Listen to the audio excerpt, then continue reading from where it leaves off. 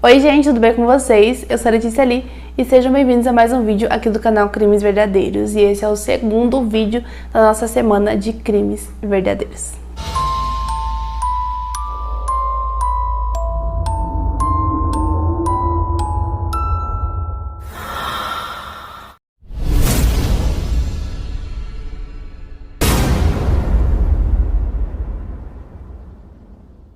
Zara Becker nasceu em 16 de novembro de 1999 e ela era filha de Emily Dietrich e Adam Becker, que moravam em Wagga Wagga.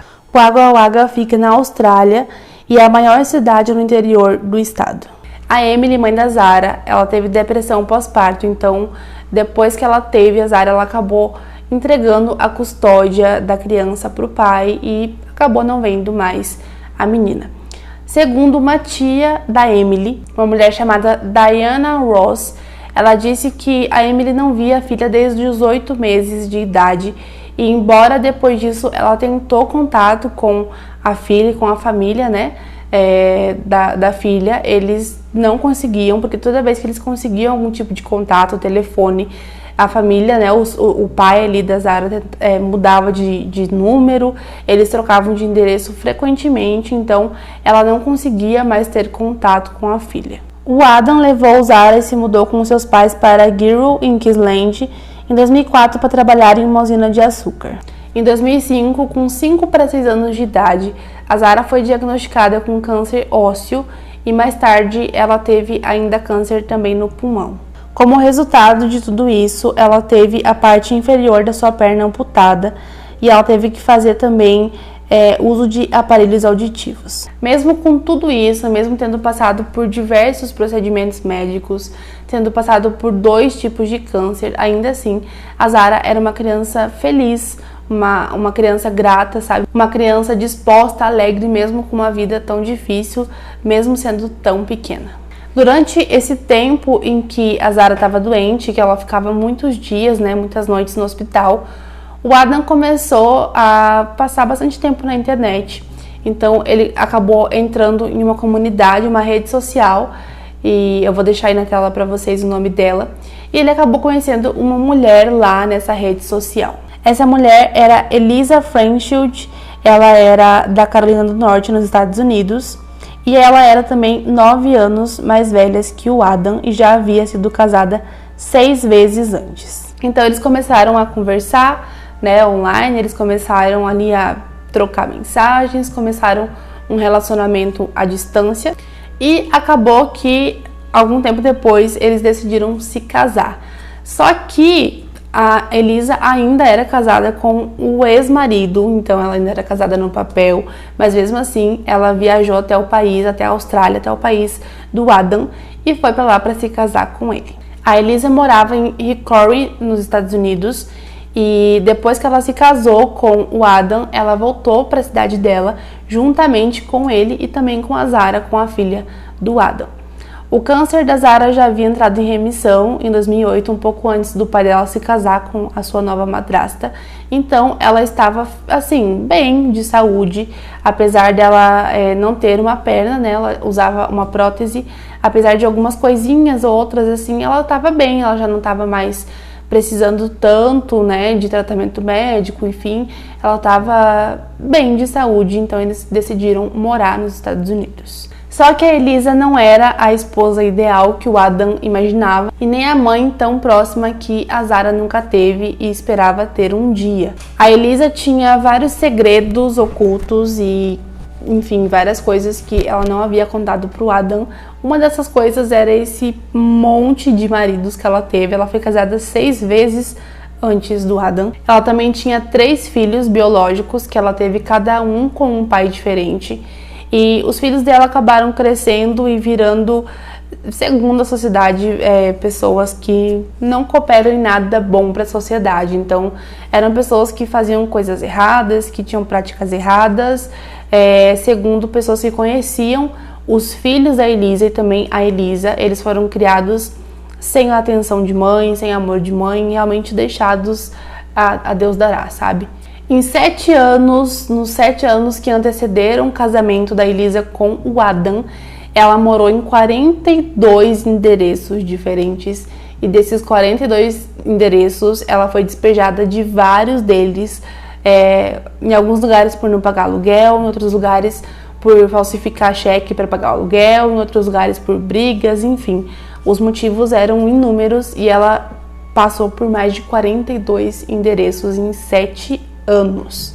Durante esse tempo, ela também conseguiu acumular muitas dívidas, né? Porque ela não pagava aluguel, ela fazia empréstimo e não pagava. E ela também conseguiu acumular 7 condenações por falsificação de cheque e coisas parecidas, coisas semelhantes.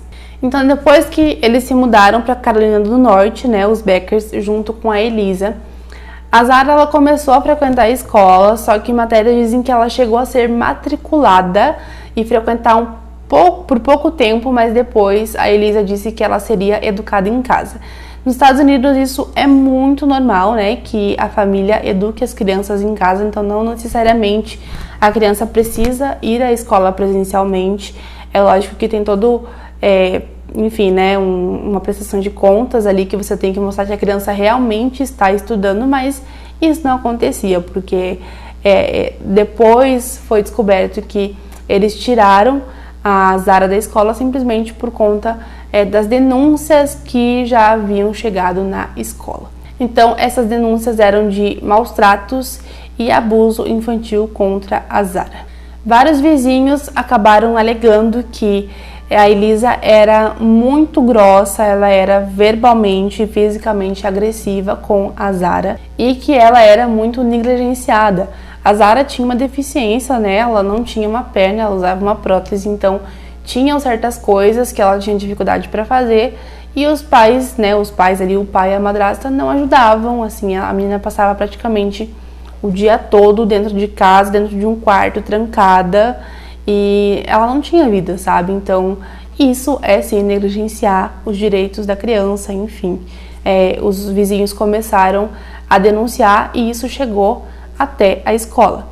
2 professores chegaram visitar a casa da Zara depois dessas denúncias e também depois que ela chegou um dia na escola com um roxo no rosto. O Serviço de Proteção à Criança foi acionado, eles chegaram a visitar as casas da Zara, porque durante todo esse tempo que eles moraram ali juntos, eles se mudaram várias vezes, então o Serviço de Proteção à Criança chegou a fazer várias visitas, mas acabou que não deu em nada. Agora a gente vai direto pro dia em que tudo aconteceu, né? O fato mais triste desse caso. No dia 9 de outubro de 2010, aproximadamente às 5h30 da manhã, a Elisa ligou pro 911 para relatar um incêndio que tinha começado nos fundos da casa deles. A polícia chegou, os bombeiros também chegaram, eles resolveram toda a situação ainda. O incêndio não tinha uma proporção muito grande, mas eles acabaram resolvendo ali esse incidente. Nesse mesmo dia, por volta das 14 horas, 2 horas da tarde, a polícia recebeu um outro chamado da Elisa e dessa vez dizendo que a Zara tinha simplesmente desaparecido. A polícia então voltou para lá para, né, investigar e tentar entender o que estava acontecendo, porque de manhã tinha acontecido um incêndio, agora a criança tinha sumido. Quando é que eles tinham notado a falta dessa criança? E a polícia acabou encontrando uma nota, uma carta de resgate no valor de $1 milhão pedindo um resgate. Só que o Adam disse que aquilo provavelmente era um engano. Ele disse que provavelmente a pessoa que fez aquilo teria confundido a filha dele, a Zara, com a filha do patrão dele, da empresa a qual ele prestava serviços. Ele disse que eles não tinham dinheiro, que não tinham por que alguém sequestrar a filha dele, então provavelmente seria um engano. Ele disse ainda aos policiais que ele desconfiava que o incêndio de mais cedo teria sido feito propositalmente pela pessoa que sequestrou a filha, para tentar realmente despistar eles ali, né? Fazia parte de todo um plano. Quando questionados sobre em qual momento eles achavam que a Zara tinha desaparecido, tanto a Elisa quanto o Adam não souberam afirmar, porque eles disseram que ela vivia no quarto, então assim, eles não sabiam quando ela exatamente tinha desaparecido. Depois de entrevistar tanto a Elisa quanto o Adam, os policiais resolveram levar os cães farejadores para tentar, né, descobrir alguma coisa ali a mais do que eles já tinham visto. Então no dia seguinte os cães farejadores acabaram encontrando alguma coisa ali estranha, alguma coisa suspeita, e os policiais também encontraram algo que eles achavam ser sangue no carro, em um dos carros do casal. Como a Elisa ali naquele momento estava, né, lidando com a polícia e tudo mais, os policiais acabaram descobrindo que ela tinha passagens, tinha penas não cumpridas ainda por conta de várias coisas, vários outros crimes. Ela acabou sendo presa nesse mesmo dia com outras acusações, né, nada relacionado a Zara. Só que lá eles resolveram fazer o teste do polígrafo nela em relação ao desaparecimento da Zara. E eles fizeram algumas perguntas do tipo: você machucou a Zara? Você sabe quem machucou a Zara? Quem poderia ter machucado a Zara? Você viu a Zara sendo machucada? Coisas desse tipo, e ela não passou no teste do polígrafo. 3 dias já haviam se passado desde o desaparecimento da Zara e cada vez menos a polícia achava que ia encontrar ela com vida. Infelizmente, eles já estavam encontrando algumas evidências de que ela não estaria mais viva. Depois de encontrar algumas evidências na casa e também no carro do casal, o detetive responsável pelo caso acabou fazendo um comunicado dizendo que o alerta Amber que estava em vigor havia sido cancelado porque eles não achavam mais que eles estavam procurando por uma criança desaparecida e sim por um corpo. Então eles achavam que agora a investigação se tratava de um homicídio e não mais de um desaparecimento. Nos dias que se seguiram, os policiais continuaram procurando muito pela Zara. Eles foram para todos os lugares de mata fechada e parques, enfim, gente, todos os lugares que eles achavam que podia ter algum sinal da Zara, eles procuraram, mas eles não encontravam absolutamente nada. Em 25 de outubro, o Adam foi preso também por outras acusações que não tinham nada a ver com o desaparecimento ou morte da Zara. E a partir daí, as coisas começaram a tomar um novo rumo não muito bom para Elisa e nem para o Adam. Um dia depois que o Adam foi preso, no dia 26 de outubro, a polícia acabou encontrando uma prótese e eles foram verificar o número de série ali. Eles acabaram constatando que se tratava da prótese que a Zara usava. Então, era a prótese dela que estava lá jogada simplesmente em um condado diferente. 2 semanas depois, no dia 10 de novembro, em 2 lugares diferentes, a polícia acabou descobrindo restos humanos. Então, eles levaram esses restos humanos para exames e acabaram confirmando que sim, se tratava da Zara. Então, realmente, eles acabaram encontrando algumas partes ali dela e confirmaram a morte dela. Depois de terem feito muitos exames, eles revelaram que a Zara faleceu no dia 24 de setembro e que ela foi desmembrada na banheira da sua casa no dia seguinte, no dia 25 de setembro. Eles chegaram a essa conclusão porque a Elisa acabou confessando, acabou contando o que tinha acontecido. Mas a versão dela era diferente, a versão dela era de que a menina estava muito doente e que quando eles foram ver ela no quarto, ela já estava sem vida, então eles ficaram sem saber o que fazer e simplesmente resolveram colocar a criança dentro de uma banheira e desmembrar ela e descartar os restos em vários lugares, inclusive no ralo da própria casa deles. Gente, não faz o mínimo sentido.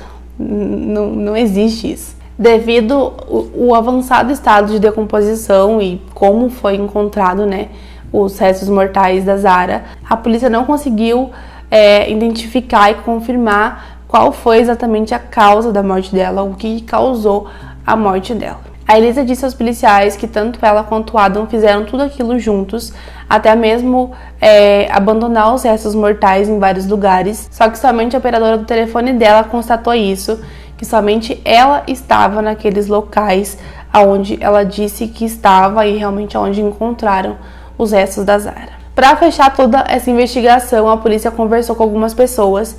Eles conversaram com um casal que alugou uma das casas para a família ali. E eles disseram que eles realmente achavam muito estranho a forma com que a família vivia. Eles disseram que aparentemente nem a Elisa nem o Adam trabalhavam de verdade. O casal disse que eles viviam entrando e saindo da casa o dia inteiro, mas que não parecia ser exatamente um trabalho, não parecia que eles tinham uma responsabilidade, sabe? E que todas as vezes que eles entravam e saíam, eles nunca estavam com a Zara. A Zara nunca estava junto, ela nunca saía. E eles disseram que algumas vezes escutavam barulhos, sabe? Como se fosse no porão ou algo assim, porque eles eram vizinhos ali bem colados. E depois que eles foram embora da casa, eles não escutaram mais esses barulhos. E eles disseram que quando eles entraram na casa logo após a saída da família, eles encontraram algumas tábuas e também alguns lençóis no porão, dando a entender que alguém dormia ali. Em 22 de fevereiro de 2011, a Elisa foi indiciada por um grande júri por assassinato em segundo grau com circunstâncias agravantes. O Adam negou qualquer envolvimento na morte da sua filha e a polícia, na verdade, não conseguiu comprovar que ele de fato se envolveu de alguma forma, não tinha nenhuma prova, nenhuma evidência concreta contra ele, então ele acabou não sendo acusado de nada. Junto com a acusação de assassinato, a Elisa foi ainda acusada de mais 20 acusações de drogas, das quais ela se declarou culpada de 7. Ela está atualmente presa no Instituto Correcional para Mulheres da Carolina do Norte, onde está cumprindo uma sentença de 18 anos. Segundo a Elisa, a Zara morreu de causas naturais em decorrência ao câncer, só que isso não faz sentido porque ela já estava com câncer em remissão já fazia bastante tempo. E alguns registros mostram que, dos poucos registros que a Zara foi ao médico enquanto ela esteve nos Estados Unidos, mostram que a saúde dela tava, assim, gente, tava bom, sabe? Tava boa. Ela não tava com nenhum problema que pudesse causar a morte dela. Em março de 2016, a Elisa lançou um recurso contra sua sentença. Apesar de se declarar culpada de assassinato em segundo grau, sua sentença permanece inalterada. E esse foi o caso de hoje, gente, um caso pesado, porque quando se trata de criança, né, acaba se tornando mais pesado ainda. Mas me conta aqui embaixo se você já conhecia esse caso, o que vocês acharam. Curte esse vídeo também se você gostou, porque me ajuda bastante na divulgação do canal. Se inscreve no canal se você ainda não for inscrito, ativa o sininho para não perder os próximos vídeos. Amanhã tem vídeo de novo. Me segue no Instagram, eu vou deixar passando aqui na tela para vocês. E nós nos vemos amanhã no próximo vídeo. Até lá e tchau!